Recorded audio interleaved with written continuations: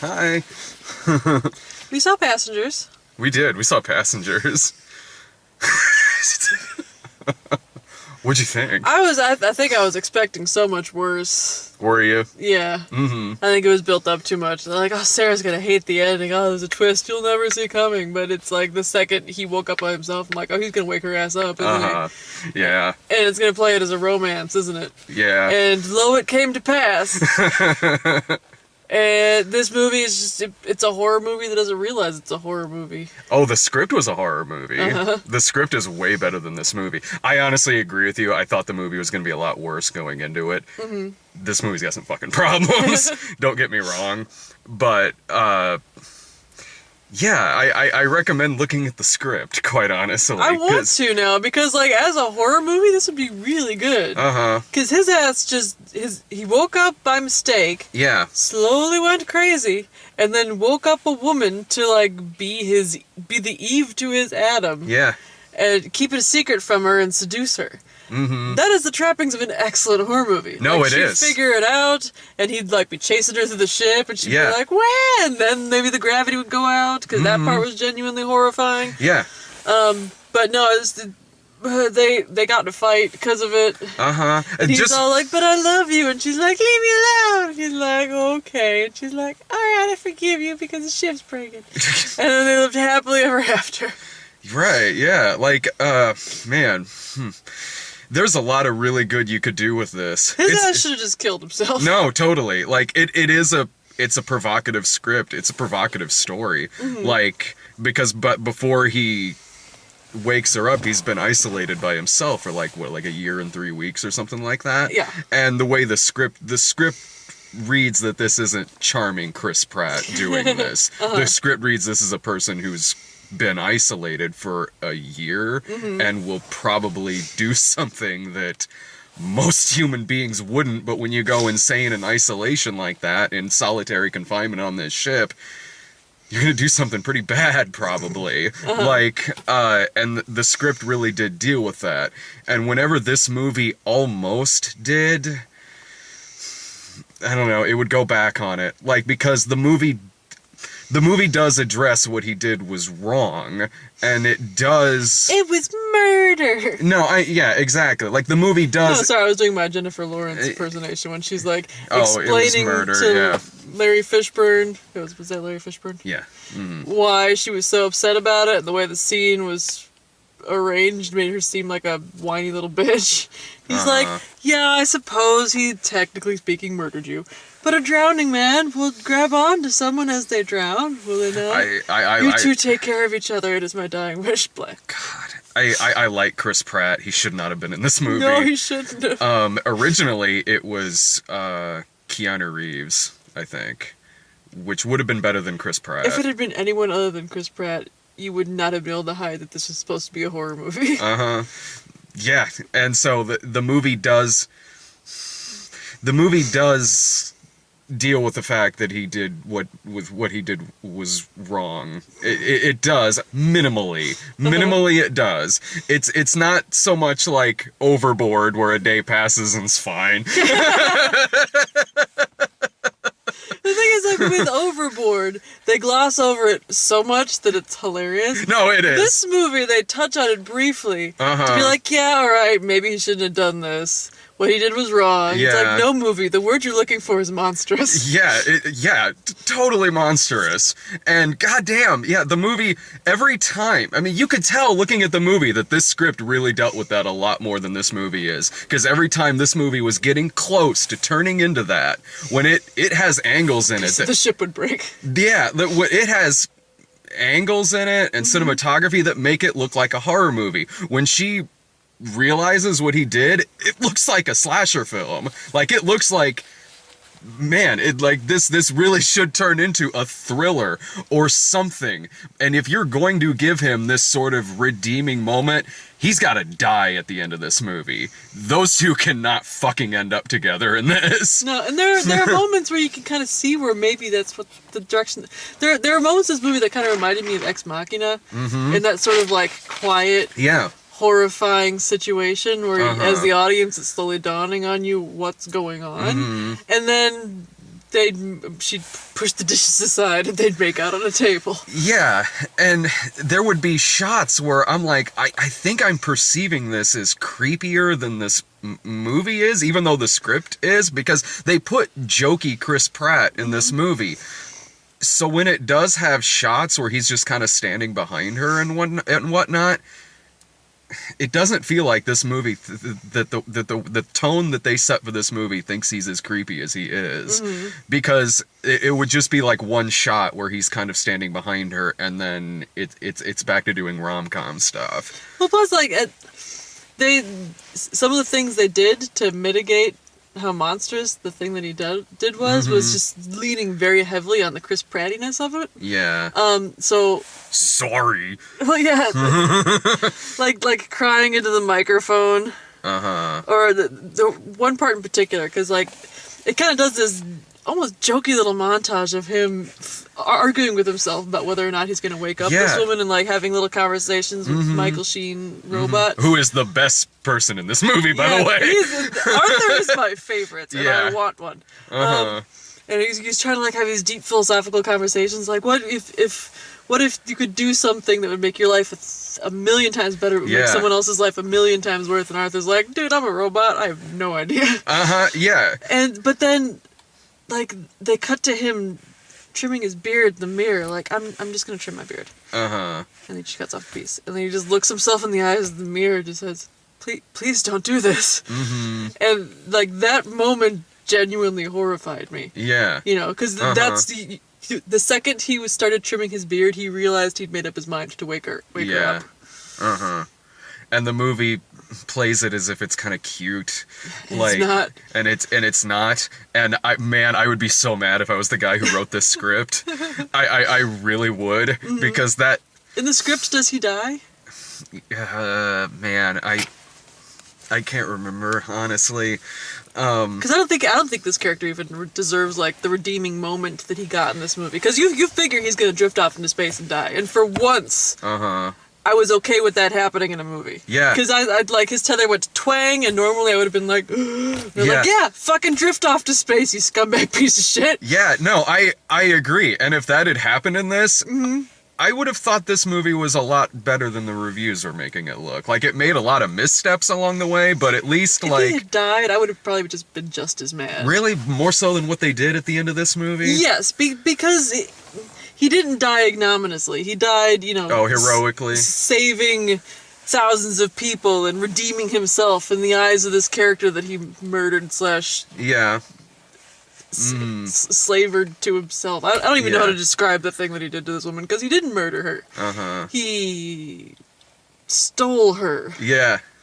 Like, not just stole her life, but then stole the rest of her life. And the movie makes it to where I'm supposed to... The tone that they set... We're supposed to feel sorry for him. Yeah, we're supposed to feel more sorry for him than we are for her, honestly, because he's the main character in this movie. He is the focal point. Like, she doesn't come in until, like, 45 minutes in. Probably, something like that. But the whole time, when they're on the outs because she finds out what he did... It's still more from his point of view. It's still more, I'm supposed to kind of feel bad for this guy. We're on team that guy. Yeah, and while the story of this is definitely, it would actually make a hell of a book, honestly. Like, it really would, because the movie you would picture in your head would be a lot better than the movie that we're getting here. Like, if you really, really, really hit hard and really dark on the fact that this is someone who started out as a normal guy, and then a year goes by, and this is what being this is what extreme solitude did to him. Yeah. But you know what? Worse things in this world. That would turn a lot of people's brains into mush. Maybe I'm just... Oops, sorry. I can be a pretty extreme introvert at times. Is that your phone? Because your phone's right here. Remember we're using it as a spotlight? I remember. Oh, I'll answer it later. Here, Brad, you want to take this? I'll just stay in the spotlight. I'll get it later. I forgot what I was talking about. Being an introvert. Yeah, being an extreme introvert, I feel like I could put up with that crap for a little while, and then I just kill myself, you know? He came super close, and that would have made this a much easier... Like, even... Okay, so... we should probably give you guys the background. Just basically, they're on the ship that's flying through space. It's getting from Earth to Homestead 2. It's gonna take 90 years. They're all in stasis. Yeah. But a meteor shower hits the front of the ship. One of them like pating off of the circuit board that's controlling the clock to his little capsule, and his capsule pops open. He's awake too soon. I'm awake too soon. So he kind of like dicks around the ship, tries to figure out how to fix his capsule, no dice. Tries to get into the command capsule to like wake up some of the crew so they can help him, no dice. Makes friends with Arthur, the best character in this movie. Yeah. And Arthur's like, why don't you just enjoy yourself? And so, okay, he dicks around, he plays basketball, he, teaches himself how to play some weird dancey game. Yeah. Like, Eventually loses track of himself, almost blasts himself out of an airlock. That is a point that if this movie was starring Sarah, this movie would have ended. He's I'd be like, yeah, okay. I'm not doing 75 more years of this shit. Pating, yeah. You make a bet with yourself as to whether you'll suffocate to death first or freeze to death. I think probably suffocate to death first. I would. There is a bar. It's I would. awfully cold in space. There is a bar. I would probably just drink myself to death. Honestly. I'm not gonna. Dude, being hungover sucks. So does dying in space. Did you see the breakfast that he got? It was just like a wad of gray mush and a coffee. That's probably not the worst thing I've had this week. Hey man, airlock me out. So he almost kills himself, decides not to. And then there's a second moment in this movie where he should have decided to kill himself when he was contemplating waking up this woman that he fell in love with through the glass of her sleep capsule, and realizes that he's not going to be able to stop himself from waking her up. Airlock. Yeah. Another thing that the movie kind of glosses over that a little bit, that because there is a point where he decides to, or he contemplates killing himself, but it isn't necessarily to save her, to save the fact that he's about to do something terrible. It is more so just he attempted to do that and then just kind of went about his day. But with all of that being said, there's decent things about it. It's not a poorly made movie. It's honestly very, very pretty. It's a gorgeous looking film. And with all the problems that I have with the fact that it's Chris Pratt in this role, again, an actor who I like, he's miscast here, but it's not like he's giving a terrible performance. It's just the wrong kind of performance in what should be a much darker movie.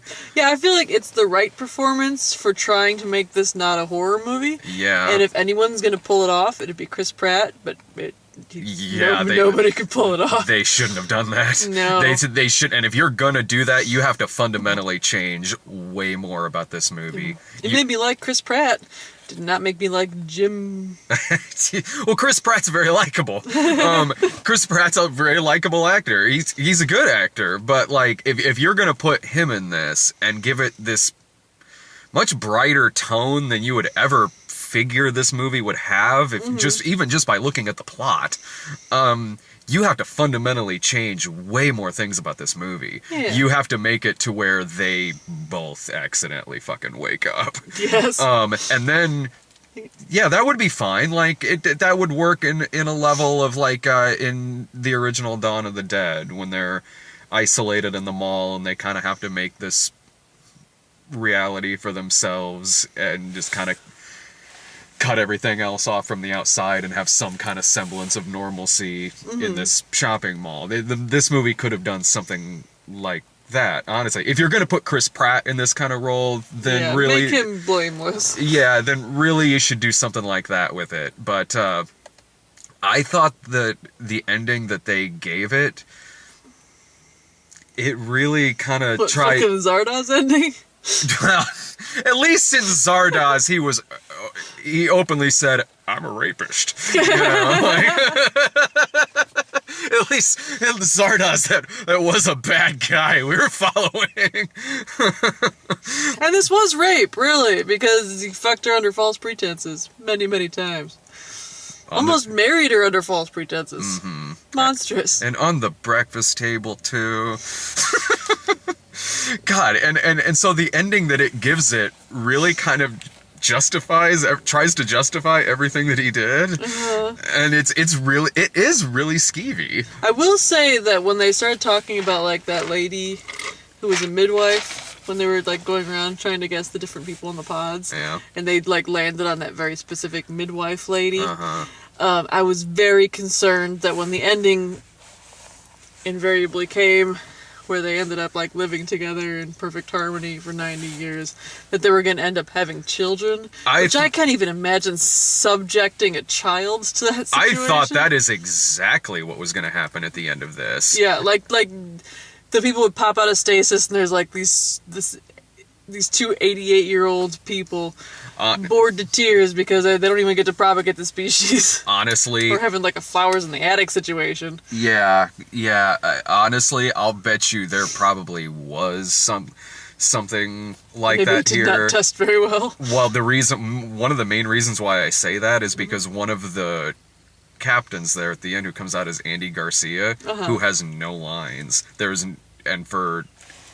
I will put money on it. His part was much bigger in the original cut of this. Otherwise, why the fuck is that Andy Garcia who comes out at the end of this movie? Like, he is, if you've seen Andy Garcia in the trailer for this, and he is in the trailer, that is literally his only part in this movie. I didn't even recognize him. Yeah, he was the one who came With out the at the beard. end with the beard and everything. Look like Captain Obvious. I mean, better Andy Garcia movie than Max Steel that I saw a few months ago. I'll give the movie that, certainly. And when the movie was never boring to me. I'll say that. You know, I was on the edge of my seat several times. Yeah. But I don't think that I could ever recommend it to somebody.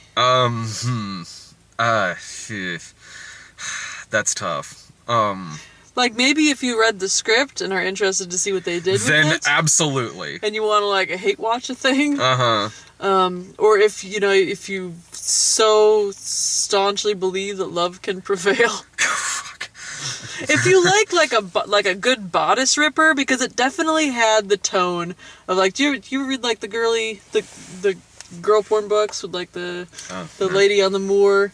They all tend to have plots Like a Harlequin this. romance novel Yeah, or something? exactly. Okay. Because the dude's always basically, like, running off with the woman and, like, Yeah. forcing her against her will to fall in love with him. Where it's like, he's, like, the last of his Scottish clan, and he catches her wandering the moors like a wildling and just, like, slings them over her shoulder. Yeah. That's what this movie felt like. Yeah, because I didn't she's given the choice at the end of this movie to go back in hibernation. She decides not to, because And that's what the Harlequin romance character Yeah, would exactly. That's exactly what would happen in something like that. And so when that happened at the end of this, I was like, not buying it. Like really? Like, okay, like, you're already asking a lot of me that she's really forgiven him for what he did. But to stay out of hibernation and live the rest of her life with him for until they die, boy, I'm not buying that. The more I think about it, this is basically a Harlequin romance novel. Because it's got all the plot points. It's got, like, the running off with her. It's got the false pretenses. Yeah. It's got the her figuring it out. It's got the her being mad at him. It's got the dire straits that force them back together and force them talking again. It's got her making a decision to stay with him at the end. Yeah, I mean, it does the same thing. It has those same, like, rom-coms all have those same beats too, where there's, like, the third act like breakup. the Harlequin romance novels have a very specific formula. Like, you can Yeah. take classes on writing those books, and you can, like, knock one out in a week. And I've read a couple in my time, and Yeah. this felt like that, beat for beat. I could say that because this movie's not going to be on my worst of the year list. I mean, it is a well-made movie, and when it does get intense, it does get very suspenseful. It does, especially towards the end of the movie. There are gorgeous shots in this and really beautiful effects, like when she's trapped in the pool when it's goes into zero gravity and Yeah, everything. that part was harrowing. Yeah, there is really beautiful stuff here, and Michael Sheen is fantastic. He's always Like, fantastic. Did you hear he's not going to act anymore? Michael Sheen? Yeah, he's going to No. stop and be a political activist. Michael Sheen, really? Yeah, Oh, that's what the internet said. He's I hope this isn't his moving last back- movie. Moving back to Wales. Man, I hope, I hope this isn't his last film. This year is the worst. I mean, this isn't going to be one of the worst movies I've seen this year, but like, No, it's- because there are decent qualities in a in a movie that has really, really, really fatal flaws. Mm-hmm. I could say that. Well, I could recommend saying like if it's on Netflix or something, maybe, but There's better stuff on Netflix. I'm honestly only saying that because this isn't a 0-star film. It's not a 1-star film. There's way worse. There's stuff that I've had a much harder time sitting through that I've called a rental, that I've called something to watch on Netflix. And kind of because of that, I'm saying like, okay, sure, if it's on Netflix, there are good sequences in this movie. But I'll be honest, you might not like the film. Because there's really no surprises in this movie. No. Everything's very telegraphed as it comes up. Even like the end when they're trying to figure out what about the ship is broken, it tells you with the first 5 minutes of the movie. If you're watching the monitor, it says the reactor, and then it kind of like fizzles, and then it says, oh, okay, we fixed it, sort of, and then the other stuff gets fixed. This ship is stupid, by the way. It's not a very smart ship. No, like, first of all, I don't know why a lot of this stuff is functioning when they're in hibernation for like 120 years or however the fuck long they're supposed to be.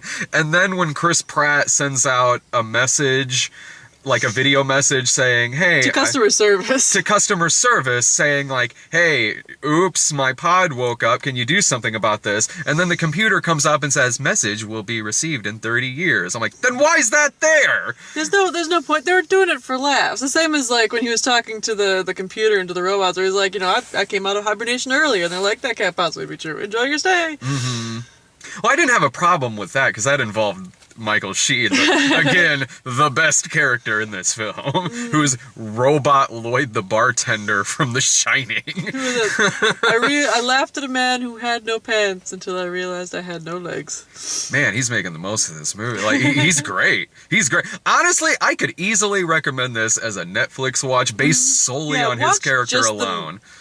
Just the Michael Sheen bits. Yeah. I even thought like maybe he was going to try that he was like a Hell 9000 style. Especially because his name was Arthur. There's a part where like he did the big reveal where he told Jennifer Lawrence that it's Chris Pratt's fault that she's been woken up. Yeah. Because Chris Pratt told Arthur not to tell her, and he's like, got it. And then they're sitting there, and Chris Pratt's getting ready to propose to her, and she mentions offhand like, oh, we have no secrets. And Arthur turns to Chris Pratt and said, is that true? He's like, you heard the lady. Doop, doop, doop, doop. He's like, well, then let's have a conversation. Man, like... It's like, oh boy, here we go. If there's a rampage in the third act of this movie, I might get back on board again. The robot bartender could have been like robot stereotypical gay best friend. Gay best friend. Should we do the previews? Yeah, totally. Okay, so first I wrote down Christmas Frankenstein, because not technically a preview, but I want to talk about this commercial because the first time I watched it, I cried like a little bitch. Christmas Frankenstein? Christmas Frankenstein. So like if they made a full-length Christmas Frankenstein, I watched the shit out of that movie. Have you seen Christmas Frankenstein? As long as James McAvoy is still playing Victor Frankenstein. Patriots Day. Oh, the Boston bombing movie. Yeah, it's like, I feel bad saying like too soon, but too soon maybe? I'm kind of, I think I might be desensitized to stuff that is like true crime stuff that comes out not long after. So that, I mean, it is pretty soon, but it's Mark Wahlberg. They're like, oh my god, guys! You hear that explosion? Well, but if Mark Wahlberg is best when he's at his most Bostonian. It's a Peter Berg film, and I really like Peter Berg movies. He just did the Deepwater Horizon that was just out, and Lone Survivor, and honestly, I think it'll probably be good. I mean, he's got, other than Battleship, Peter Berg's track record's really good. But even Peter Berg was like, yeah, I was under contract to make that shit. I've got a lot of previews. Okay, 50 Shades Darker. which I'm gonna have to friggin' find a copy of that book so I can tweet it. Did you not read 50 Shades Darker? No. I'll say this about that movie. One, that trailer's hilarious. Also, it seems like it has way more plot than the first movie. Like, the plot is they get back together, go to like a sexy masked party or a masky sex party. Oh, an Eyes Wide Shut viewing the party. emphasis is on. And then she's haunted, I guess, by Sadako from The Ring. Mm-hmm. Sexily haunted. That's way more story than they gave us in the first movie. It seems like the first movie I mainly remember sitting there being like, this is just really not that interesting. With this one, I'm not saying this movie looks good, but I'm saying this one has more of a potential to be hilarious. I think it's like his creepy old lady girlfriend comes back, but I'm not sure why Sadako is there. And it's Kim Basinger too. Right on. Also he's so creepy in this trailer. Like you want to talk about something that should be a horror movie. I mean, there are parts in this trailer where he's staring at her from across the room like he's fucking Michael Myers. Well, they're playing like this really weird atonal version of Crazy in Love. Where the guy ejaculates at the end of it. It's what in the original song featuring Beyonce, she goes, oh no. And so you don't realize at first that that's what he's doing because he's like, oh no. It sounds like a guy who is singing the song to himself and beating off as he's watching the music video. He was at the sexy mask party. Yeah. The masky sex party. Hidden Figures, we've talked about that preview already. Dunkirk, which still looks Dunkirk. Christopher Nolan war movie? Yeah. I'm down. Blade Runner 2049. I'm excited for that. I am so excited for that. I haven't seen the first Really? Blade Runner. Yeah, it's on that. It's on the list of movies I'm in trouble for never having seen. Oh, Blade Runner's so fucking good. I'm crazy. Plus, they got. I'm crazy excited for this. They got the director of like Sicario and Prisoners and Arrival behind it. Like, I mean, it's just a teaser trailer, but. Fuck me, it's a great teaser trailer. It's canonically, is it a direct sequel to the original Blade Runner? It's a sequel, yeah. And it's my understanding that Harrison Ford was in the book version was a robot, but in the movie version he wasn't a robot. All depends on which version you watch. There's like 100. Okay, so which version is this a sequel to? Okay, like if that's a good question, honestly, but like when you sit down to watch it, if you start hearing narration, don't watch that one. Okay. Admittedly, the narration's kind of funny because Harrison Ford didn't want to do it, so he obviously doesn't give a shit. He's like, it was at that moment I realized that. Like he just doesn't give a fuck. Why did they add narration? I think like test audiences found it confusing or whatever, or maybe the studio thought they would. But there are several different versions of that movie. I recommend watching ones that don't have narration. Okay, so in the ones that don't have narration, he isn't a robot. Honestly, I'm sorry, it's been a long time since I've seen it, and I've seen both versions several times. The one that's like a happy ending, that one's, yeah, the one, I don't want to spoil it, but like there's one version that has like a silly happy ending that's kind of funny. But man, I need to go back and watch Blade Runner again. Well, you can watch it with me because I'm gonna have to watch it eventually. And the theatrical version's the one that I first saw. Help me out, Life? Oh, the one with Jake Gyllenhaal and Ryan Reynolds, where it was in space. Oh, okay. They discover life and it eats one of their hands. Yeah, it looks like It, but in space, maybe. It. Not There's a It. clown chasing them. The thing. Sweet. It looks like what in space? I mean, it looks like that was a really well cut together trailer for something that I'm hoping isn't just like Alien. Like, okay, they're on board a ship and something's trying to kill them. All right. But again, it was a really well cut together trailer. I'll give it that. It's got a good cast. Yeah, I mean, it looks, but I'm hoping there's more to it than just like, we found this thing, it's gonna kill us now. I'll watch it. It's got Ryan Reynolds in it.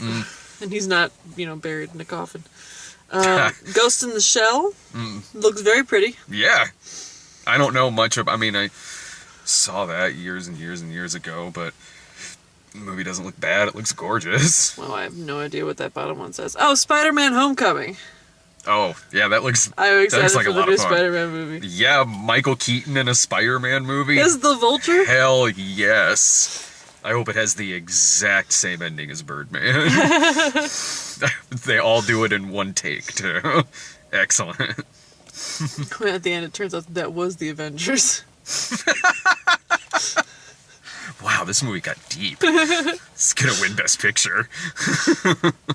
No, I'm looking forward to that. I was actually shocked we didn't get Guardians of the Galaxy 2 in front of this No, it seems like we ought to have. The closest we got is during the and one more thing, AMC thing. One of the things was Guardians Yeah. of the Galaxy 2. Mm-hmm. Well, tomorrow I've got, Why him? Why Him? I'm so glad I'm at Passengers. I think that's the other reason I didn't have a problem with this movie. It's like, at least it's not Why him. At least it's not Why Him, or at least it's... And also, we did see Collateral Beauty last week, Yeah, which was... the bar's set super low right now. The bar was really set for some Hollywood bullshit, and it's like, this movie is kind of morally fucking corrupt, but you know what? It's not Collateral Beauty. I'll give it that. Far more charmingly morally corrupt. Oh yeah, it's got way more charisma to it, at least, to its skeeviness. Yeah, I was also supposed to be at Assassin's Creed tonight, but I'm seeing it tomorrow instead. I figured I would probably get a text from Brian earlier that was like, "Can we reschedule?" I figured we probably would, because he and I were up late last night watching Gilmore Girls. Were you wearing your jammies and painting each other's toenails? I was in my pajamas. I just went over there in my sweatpants and flannel shirt because I'm like, it's my birthday. I don't care. We're gonna watch Gilmore Girls and get Treat Chinese yourself. food. The funniest part of the night was when we ordered the Chinese food and the guy showed up. Me and Brian are standing there at the door, and there was just this older Chinese guy who was delivering it to us. And I forgot to let him know on the phone that I was paying with my card. So I was like, give me a second. I'll call and give him my card number or something like that. And then the guy said something in Chinese and walked off and got in his car, and Brian's like, is he just getting in his car? And oh no, he's leaving. We're like, what? Where's he going? Did you leave your Chinese food? No, he took off. And so then we called the place like, well, I need to give you my credit card information so we can pay for the food, but the guy just left. And she's like, did he leave you your food? Like, well, no, he kind of just took off. Like, he did? Like, oh, okay. And so I had the guy's number on my phone, and he's like, hello? And I'm like, are you coming back? He's like, oh, yes, 2 minutes. Turns out the reason why he left was he had to go back to get a receipt for me to sign since I was paying for my card, but Brian and I were so confused. Anyway, that's my Chinese food story from last night. Best birthday ever. Yes, I'm not hungover today, so yeah, it kind of is. See ya.